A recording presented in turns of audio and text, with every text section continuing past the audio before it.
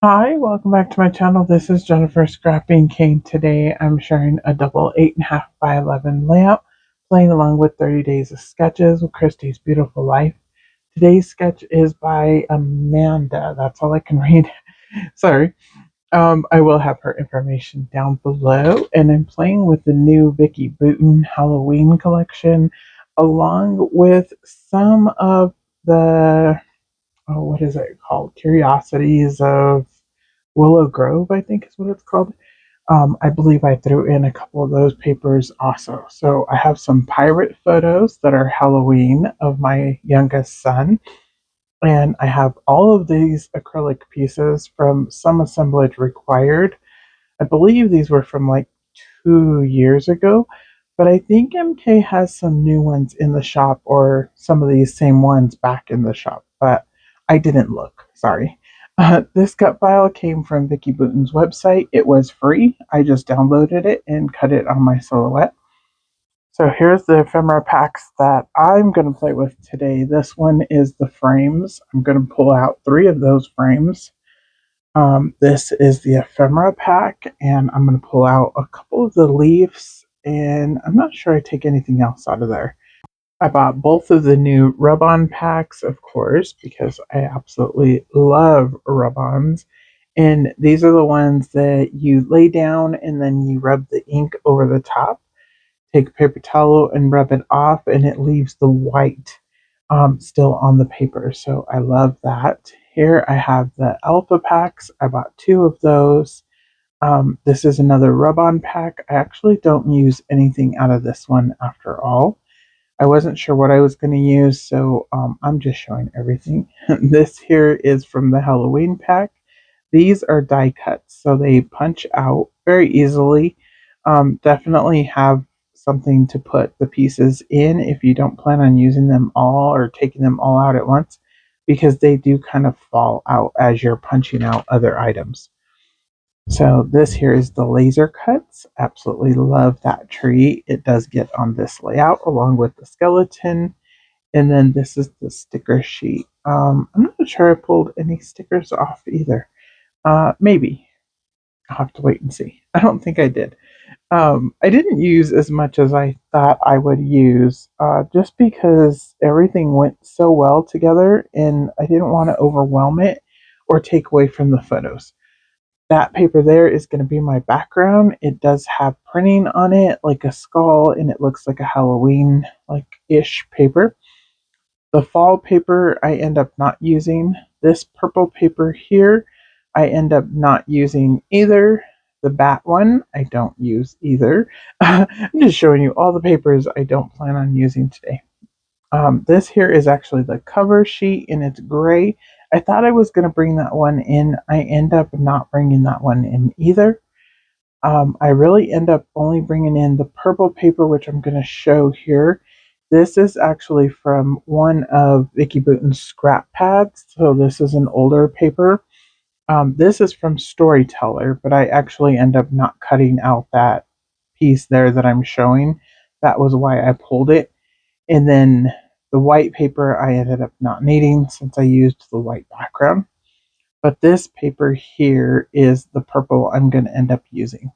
So I'm going to show the photo here in a minute again with it, and you can see that it helps pop it's like a purple pink color that's in his costume.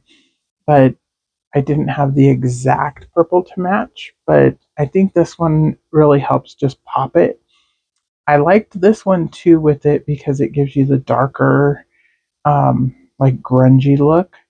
But I end up going with the one that was from the project pad. I don't remember which project pad that came from. Might have been Discover and Create.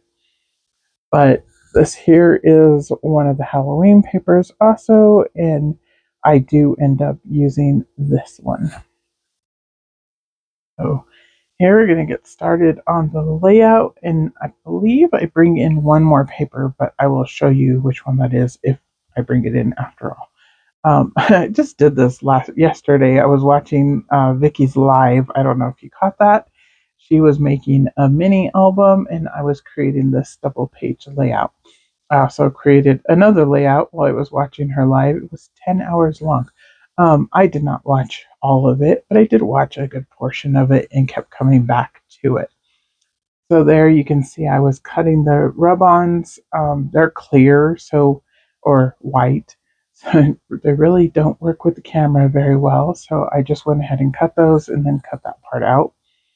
Here I'm distressing the edge of the paper. I'm using Distress Inks by Tim Holtz since I have not purchased the new 49 and Market inks.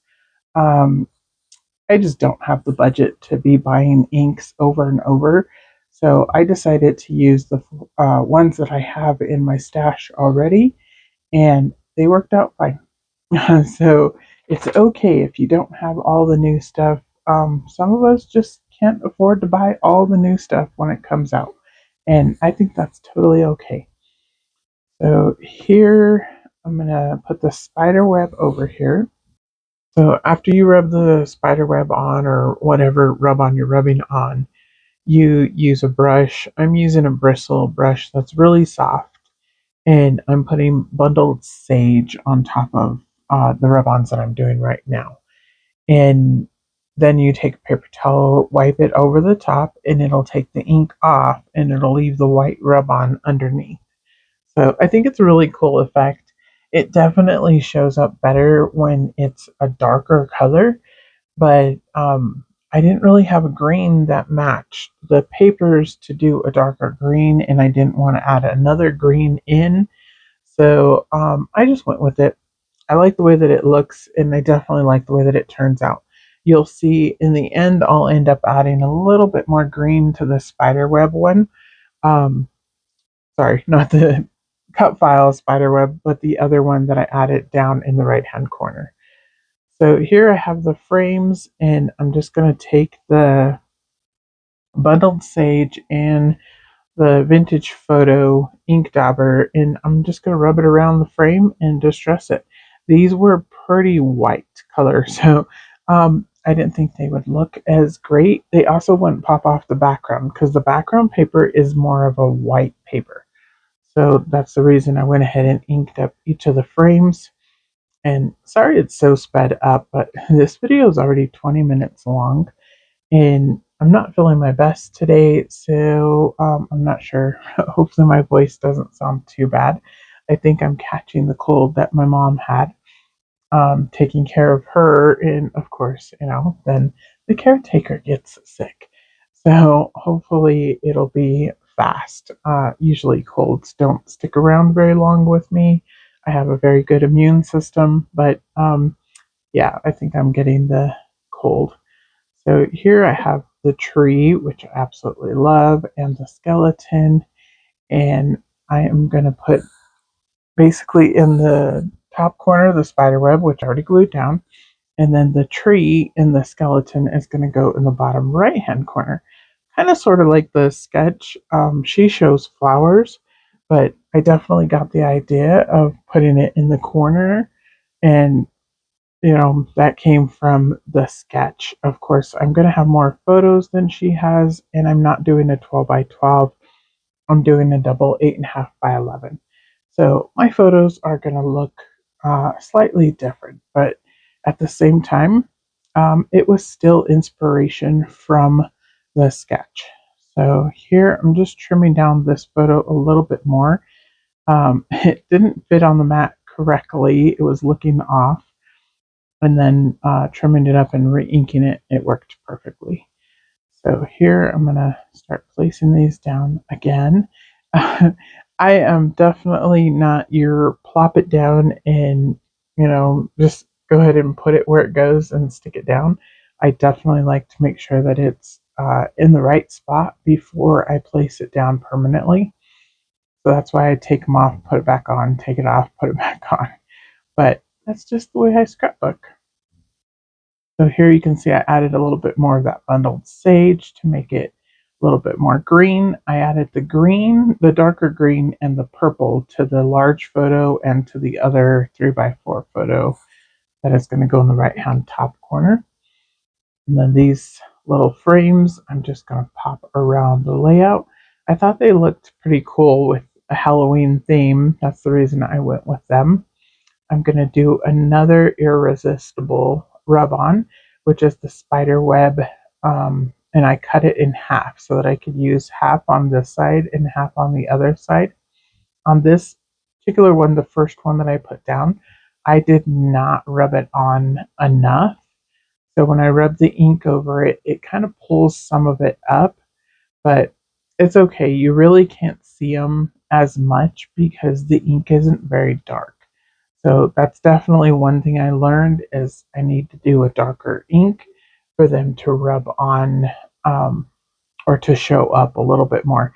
In real life, though, you can see them. It's just in the photos and in the video that you really can't see them as much. But in real life, you definitely can tell there's something there under the ink spots. So here you can see I used the bundled sage again.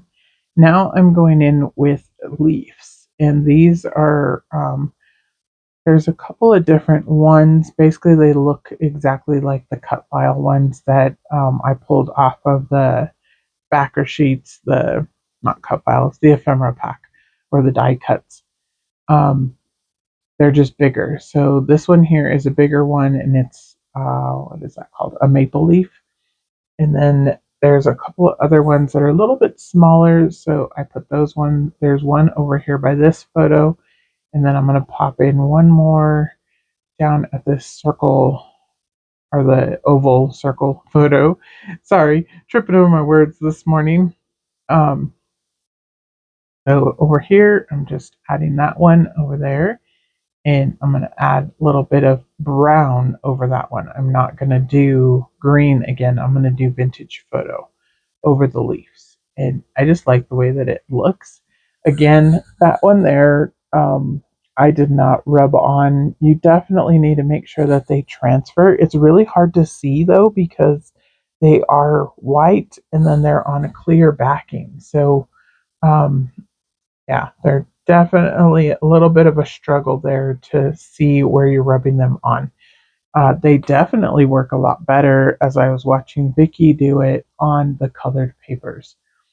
So it's okay. But, like I said, live and learn and definitely have more ideas for these rub-ons as I go and use them a little bit more. But this was the first time using them and I still like the end result. So I'm okay. Now I'm just attaching down my photos and I'm going to pop up this little circle frame on foam because it's going over the matted photo and that's a little bit thick. So adding a little bit of play foam around it helped it not make a crease in the photo basically. It's basically the same height as the photo that's double matted there. Here, this photo is going to actually get trimmed just slightly in the middle of the two papers because I want it to overlap. I didn't want it to cover up where I put those rub-ons at in the inking, and I also didn't want it to touch the other photo. I wanted it just to be its own photo here in the center. And that's because I'm going to go in and add more embellishments. So it's okay that they're not touching yet. They will be touching in the end. The little tree, I popped up some of it, but not all of it. Again, it's overlapping the photo at the top. So it needed a little bit of play foam, mainly at the top part of the tree. The bottom part of the tree is not popped up. It's just going to go directly on the layout. And I like the look of that. It definitely, has this is a really cool tree. I definitely like that tree. I wish there was more than one tree in the collection, or that you could buy the pieces separately, because you can only buy this one as a kit, and I'm not sure I'll use the entire kit again, but there definitely is little elements in it that I would definitely love to have again. So the little skeleton I popped up there, he is touching the photo, the little photo at the bottom on the left. And here I am inking up the edges of the leaves. I went ahead and cut that part out because I inked up all of the die cuts just to take off the white edge. I really don't like white backgrounds or white edges for some reason. I just think it looks better all together when it's said and done if it's all inked up. So that's what I went with. And here I'm going to start adding in all of the pieces. So I'm going to have the skeleton hold happy. And I didn't really think about it before. I was like, well, how am I going to do Halloween?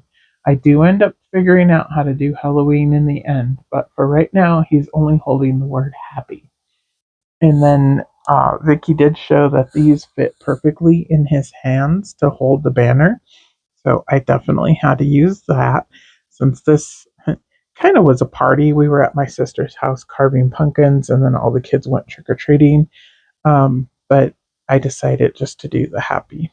And like I said, I will come up with the Halloween here in a minute, and it'll be Happy Halloween. Sorry, keep getting interrupted. Anyways, I have Shimmer's paint, which is sure something. It's a silver. It comes off as a silver. I was going to use just the Shimmer's paint to paint the acrylic, but that's not going to work. It won't stick. Well, it'll stick to the acrylic, but you really won't be able to see the color. So I decided to go in and use this really old Heidi Swapp paint that I have, and it's just going to make it look like it's a metallic silver over the top of the black, which is totally fine that you can see the black chains behind it, because if you look in the photo closely, he has chains around his neck. They were not part of the costume. It was something that he wanted to buy. So we bought them and they were really like lightweight and he wore them around his neck. This costume was actually like a put together costume. The pirate part of it was an old costume that I had from my oldest son, and he never actually wore it. He decided he wanted to be a football player for just years and years at a time. He was a football player. So he never actually wore the costume. And then the skeleton face and hands are actually from his older brother's other skeleton costume. So we put two costumes together and then bought other pieces like the chains and the swords, and those were extras for this particular costume. But I love this costume and I love the photos that I got with it. So that was a bonus for me. I went ahead and splattered the tree and the skeleton and the spiderweb with the silver paint. And now I'm going to splatter all of the little ephemera pieces. And again, this is a glass mat, so I'm not doing anything to it. I'm just splattering right on it. And I'm going to come in with white acrylic paint. That's what I did there. I just kind of shifted it over because I did have to clean up the silver paint first. But now I did watered down acrylic paint and I splattered it all over all of the ephemera pieces. And I think it just gives the ephemera pieces a little something else detail wise. So I really like that. I'm going to go ahead and I think I splattered white paint. Maybe I didn't. No, actually, I don't think I did. I'm going to start attaching the acrylic pieces. And then I will finish attaching down all of the other ephemera pieces. Yeah, no, I'm looking at it now. I did not put white on the tree or the skeleton or the large spider web at the top left. Oh, sorry. Um, Here I'm just tucking in the little leaves to add the color around the layout. So I definitely want the color from the photo frames to pop around the layout. Make sure you make sure you cut. Oh my goodness. Make sure you glue down your ephemera before you try to use an X-Acto knife to cut through it. That leaf was not attached down correctly when I cut through it. So I did have to trim it up a little bit, but it's okay. It still lines up and it still looks okay. So I guess it worked out. But yeah, I should have trimmed it up a little bit more. I decided to add that black little kitty down there at the bottom of the photo just to add a little pop of black. I was going to put the bomb down there. There's a little bomb that's an acrylic bomb, but it was getting kind of thick on the photo for one, even though I have an acrylic piece at the top of the photo. But I just kind of forgot about it. And then the black kitty cat, so I didn't want the black bomb and the kitty cat to look like one, so I just skipped the bomb altogether. So I'm again just adding leaves all around, and those chains, which I absolutely love. Those are again from Some Assemblage Required, and I broke one of the chains to add it to the tree. So over on the right hand side, I did place the broken chain over in the tree, and that was just something I decided to do. I thought it looked pretty cool. So here's where I'm going to start adding in more leaves, and as I add them, I will connect my photos together. And again, I love the way that this turned out. So I did a little slowdown, and then I was like, wait, I'm not done. I forgot to add my main title, which is just going to be Arrr. So I decided to use Vicki Boutin letters, but these are not from this collection. These are from her Christmas collection last year, I believe. Um, but they matched perfectly because they're black and then they have gold little dots on them. So here is a little close up, little slowdown. I did add 1031 to one of the photos. The photo at the top also has a little sticker, or yeah, I think it was a sticker or a die cut, and it says um, capturing the small detail. And then it says Boo the Good Stuff R, which is my title. And then I did add Halloween to the bottom of the banners that say happy. So it says Happy Halloween. And you'll see that here in the close ups.